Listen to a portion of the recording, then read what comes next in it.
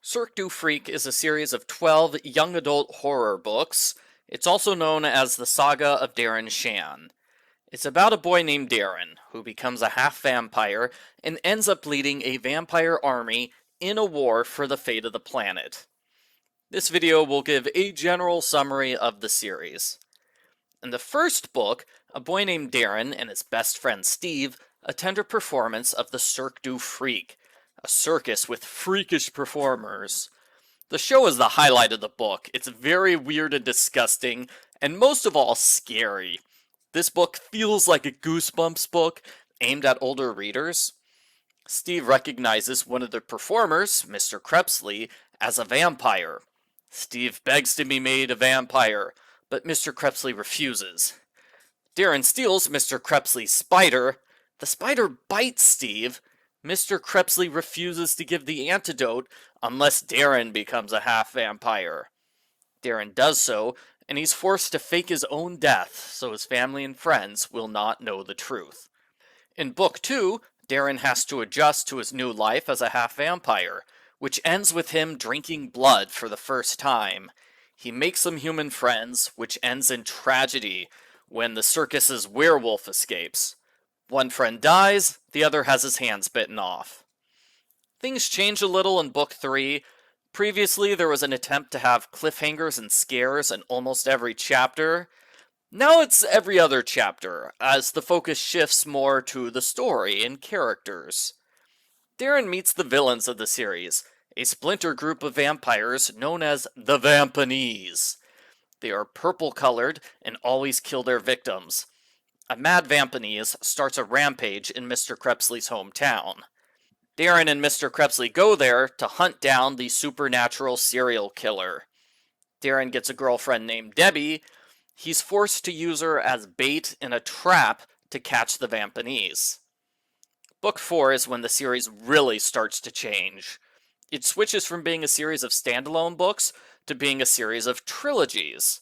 While it keeps many horror elements from earlier, the focus changes to a big vampire war story, which lasts for the rest of the series. Mr. Crepsley takes Darren to Vampire Mountain, where many vampires live year-round. Darren learns about vampire society, and he's forced to undergo a series of tough physical challenges known as the Trials of Death. That was the best part of the trilogy. The worst part was spending half a book on the journey to Vampire Mountain, instead of just starting the book at the mountain. Darren learns one of the vampires is a traitor who secretly brought a group of vampanese here. There's a battle which the vampires win. As a reward, Darren is made a vampire prince. In the next trilogy, Darren, Mr. Crepsley, and newcomer Prince Vancha begin a quest to find and defeat the leader of the vampanese, known as the Vampanese Lord. A prophecy says they have 4 chances to kill him before he conquers the world. They have their first encounter near the Cirque Du Freak. It's nice to see the Cirque again after 5 books. They return to Mr. Crepsley's hometown, where Darren meets Debbie and Steve, who are now adults. Steve seems nice, but he's secretly a villain. He lures Darren into a vampanese trap. He frames Darren and his friends as serial killers, so they're forced to escape from the police and an angry mob. There's another big battle. Steve reveals he was the Vampanese Lord all along, and he kills Mr. Crepsley. The final trilogy starts by taking a 1-book break from the Vampire War. We get a fantasy book where Darren and a friend travel through a wasteland filled with dragons and other monsters. It's interesting, but a little odd how it doesn't fit in with the rest of the series. Darren returns to his hometown. Twice, Steve lures Darren into a trap, first by killing an old friend, then by kidnapping a child from the Cirque Du Freak. Steve ends the book with the revelation that he had a son with Darren's sister Annie. It's a big plot twist, which comes a little too late in the series to have an effect. Annie and her son are sent away at the start of the next book.